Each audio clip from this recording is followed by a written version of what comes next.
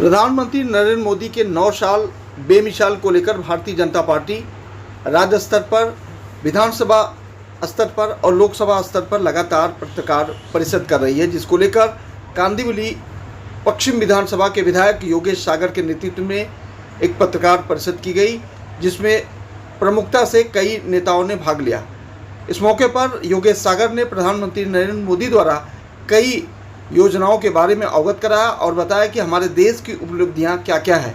आइए देखिए खास तस्वीर। हम उसके साक्षी हम देखते हैं। मैं पत्रकार मित्रों का स्वागत करते हुए ये भी कहता हूं कि पत्रकारों ने और मीडिया ने और सोशल मीडिया ने बहुत बड़ा भूमिका इस विकास के कार्य में अपनी भूमिका भी निभाई है। जैसे हम कहेंगे कि प्रधानमंत्री जी की नरेंद्र मोदी जी ने शपथ लेते ही पहले इस देश को अगर कोई सूत्र दिया तो स्वच्छ भारत का सूत्र दिया। मैंने प्रधानमंत्री जी स्वयं स्वच्छता के दूत बनकर रास्तों पर झाड़ू लेकर के रास्ते की सफाई में लगे। उनकी प्रेरणा से देश का हर नागरिक, हर क्षेत्र की सेलिब्रिटी भी अपने आप को स्वच्छता के साथ जोड़ी और हम जानते हैं कि इसके कारण देश में एक बदलाव की शुरुआत हुई। इस देश में आजादी के 67 वर्षों के बाद देश में लगभग 14 करोड़ से अधिक शौचालयों का निर्माण हुआ और ये संख्या आज 19 करोड़ की तक पहुंची है। शौचालय नहीं थे, परिवारों के पास शौचालय नहीं थे, वहां पर हमारी बहनें, बेटियां, हमारी माता लज्जित होकर के बाहर जाने के लिए मजबूर होती थी। आज देश में इस प्रकार के शौचालय और स्वच्छता मंदिरों का निर्माण करके प्रधानमंत्री जी ने सारे देश को एक सूत्र से बांधने का प्रयत्न किया और देश ने उसका समर्थन किया। प्रधानमंत्री मुद्रा योजना चली, प्रधानमंत्री जनधन योजना चली। देश में आजादी के पश्चात जिनका बैंक से कभी संबंध नहीं रहा, कभी उन्होंने बैंक का दरवाजा नहीं देखा, ना बैंक ने उनके दरवाजे को कभी टटोला जाकर के, ऐसे 47 करोड़ लोगों ने आजादी के पश्चात बैंक में अपने अकाउंट खोले, अपने खाते खोले। जनधन योजना, प्रधानमंत्री जनधन योजना के मार्फत डायरेक्ट बेनिफिट ट्रांसफर डीबीटी के माध्यम से लाखों लाख करोड़, मेरे अंदाज से ये संख्या 2014 से 2023 तक 30 लाख करोड़ है, 29 लाख करोड़ के ऊपर है।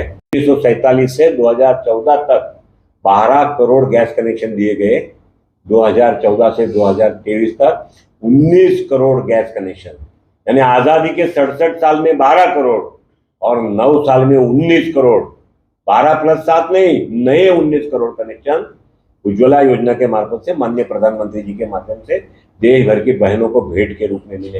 किसान सम्मान निधि की बात करेंगे तो किसान क्षेत्र में अब खेती के विषय के ऊपर प्रधानमंत्री जी ने सॉइल सर्टिफिकेट बनाने का काम किया। जमीन की क्वालिटी क्या है, जमीन क्या चाहती है, कौन सा खत चाहती है, कौन से खेत के अंदर बीज लगाने से उसकी पैदावार ज्यादा होगी, इस प्रकार की सारी रिसर्च और संशोधनात्मक काम खेती के बारे में अगर कोई सरकार ने किया होगा तो हमारे माननीय प्रधानमंत्री नरेंद्र मोदी जी के सरकार ने 2014 के बाद किया और आज किसानों को डायरेक्ट बेनिफिट के माध्यम से 6,000 रुपया प्रति वर्ष एक किसान सम्मान निधि के माध्यम से देश में मिलता है।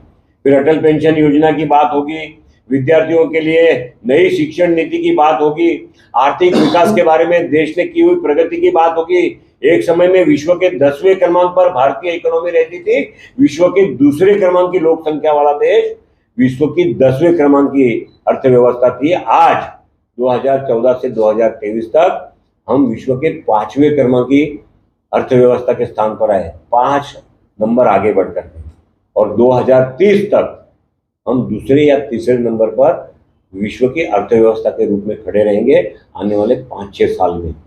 ये जो क्रांति हुई है $5 ट्रिलियन इकोनॉमी की, इसका अगर किसी एक को श्रेय जाता है या संयुक्त श्रेय के कोई अधिकारी और उसके नेता है तो माननीय प्रधानमंत्री नरेंद्र मोदी जी है।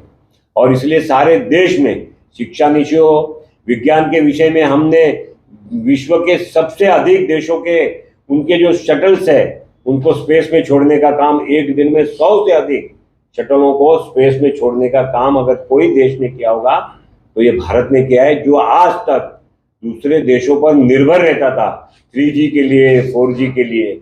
आज हम अपना 5G चला करके देश में अपनी व्यवस्था अपने ताकत पर खड़ी की है। आज हमने जेट और बोइंग को लगने वाले जो इंजिन है वो इंजिन को बनाने का काम भी आज हमारा देश कर रहा है। आज हमारा देश DRDO के माध्यम से जो आज तक हम शस्त्र बाहर से मंगा करके इंपोर्ट करते थे, आज हमारे मिलिट्री ऑर्डिनेंस हम लगभग 16,000 करोड़ से अधिक, और आने वाले दिनों में ये आंकड़ा 1,00,000 करोड़ तक जाएगा।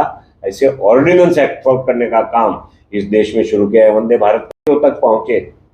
जो स्वर्गीय प्रधानमंत्री राजीव गांधी कहते थे कि केंद्र 1 रुपया भेजता है और केवल 15 पैसे लाभार्थी तक पहुंचते हैं, 85 पैसे सिस्टम खा जाती है, उसमें की लैप्सिस से चले जाते हैं। माननीय प्रधानमंत्री जी का ये देश धन्यवाद करता है, इस देश का गरीब धन्यवाद करता है, इस देश का लाभार्थी प्रधानमंत्री जी का धन्यवाद करता है कि 1 रुपया दिल्ली से निकला और 1 रुपया लाभार्थी के खाते तक पहुंचा। ये प्रधानमंत्री जी ने करके दिखाया। ये प्रधानमंत्री जी की उपलब्धि है। मुद्रा योजना के मार्फत से जो स्वयं रोजगार चलाने वाले एक युवा होता है, एक महिला होती है, विडंबना के कारण खड़ा नहीं कर पाता है, उनको प्रधानमंत्री योजना मुद्रा योजना के मार्फत प्रथम 5 वर्ष में 4.5 लाख करोड़, और अभी ये संख्या 14 लाख 14.5 लाख करोड़ के ऊपर गई है, जिसमें किसी भी प्रकार की व्यक्तिगत गारंटी के बगैर वो पैसे उसके कार्यकाल के और कार्यक्रमों के और बुक्स के अकाउंट्स के आधार पर उसको बैंकों द्वारा उपलब्ध किया जाता है।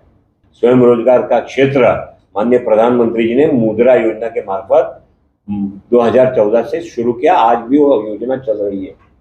देश के अंदर आजादी के पश्चात 67 वर्षों के बाद 67,000 गाँवों में 18,000 गाँवों में बिजली नहीं थी। आजादी के 67 साल के बाद 18,000 गाँव बिजली से वंचित थे। माननीय प्रधानमंत्री जी के माध्यम से 2019 यानी 2014 से 2019 टारगेट रखा था 2022 तक 20 का, लेकिन 2019 तक ही सारे 18,000 गाँवों को विद्युतीकरण का काम माननीय प्रधानमंत्री जी के मार्फत से पूरा हुआ। देश में चूल्हा फूंक करके घर में रसोई बनाने वाली बहनों के बारे में प्रधानमंत्री जी ने बार बार टीवी पर बताया। हम सभी ने देखा है कि 400 सिगारेट जितना धुआं एक बहन के सीने में एक दिन के चूल्हा फूकने से जाता था। उन बहनों को उस यातना से मुक्ता से लेकर के प्रबुद्ध नागरिकों से वार्ता से लेकर के ज्येष्ठ नागरिकों से वार्ता से लेकर के सारे कार्यक्रम देश भर में सभी स्तरों पर, तहसील के, ग्रामीण स्तरों पर, शहरी स्तरों पर, राज्य स्तरों पर, प्रदेश स्तरों पर ये चलता है। और इसमें आप सभी आज यहाँ पर पत्रकार सम्मेलन में आए, मैं आपका धन्यवाद करता हूँ। आप इस बारे में अगर कुछ पूछना चाहिए, देश भर में चल रही है, जिसका माननीय प्रधानमंत्री जी ने पिछले 2 दिन पहले मडगांव मुंबई का उद्घाटन किया।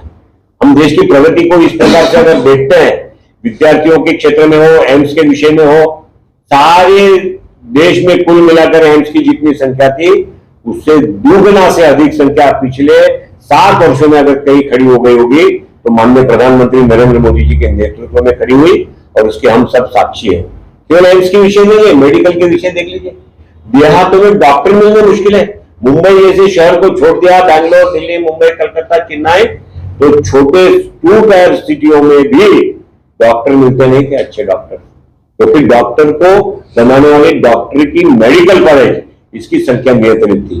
कुछ परिवारों के हाथ में शिक्षा की सारी मोनोपोली, महाराष्ट्र में कांग्रेस और राष्ट्रवादी के नेताओं के हाथ में शिक्षा की मोनोपोली रही। आज प्रधानमंत्री जी के माध्यम से हर जिला में एक मेडिकल कॉलेज इसकी शुरुआत हुई। पूरे देश भर में ये मेडिकल कॉलेज बनेगी, जहां से नए डॉक्टर्स निर्माण होंगे और समाज के लिए काम में लगेंगे।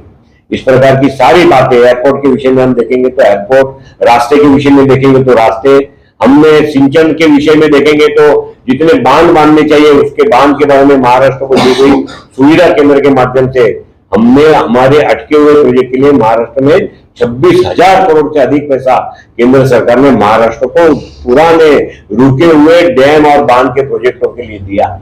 इस प्रकार की कई सारी योजना ये केंद्र सरकार के माध्यम से चली है। फिर वो सांस्कृतिक विरासत होने दो, फिर हमारी राजकीय विषय के अंदर में कोई भी क्रिटिसिज्म को सामना करते हुए प्रधानमंत्री जी ने जिस हिम्मत के साथ विश्व में भारत को विश्व गुरु के रूप में प्रस्तावित करने के लिए मेहनत की है, उसके परिणाम हम देखते हैं। अमेरिका के राष्ट्राध्यक्ष प्रधानमंत्री जी से, नरेंद्र मोदी जी से पूछते हैं कि आपके साथ में सेल्फी ले सकता हूं क्या? ऑस्ट्रेलिया के प्रधानमंत्री हजारों लोगों की भीड़ में कहते हैं Narendra Modi is boss, Narendra Modi is the boss. Bharat का इससे बड़ा सीमा कौन सा तनेगा? ये एक समय भारत की गिनती और तुलना करते समय साथ में पाकिस्तान का नाम लिया जाता था। आज भारत की तुलना करते समय अमेरिका, जर्मनी, फ्रांस, रशिया, इस प्रकार के देशों के राष्ट्राध्यक्षों के साथ भारत का नाम होता है। आज G20 का भारत यजमान बना है, अध्यक्ष बना है, और G20 के लोग कश्मीर में जाकर के G20 की समिट करते हैं। इससे बड़ा भारत के लिए स्वाभिमान का दूसरा कोई दिवस हमको नहीं लगता है।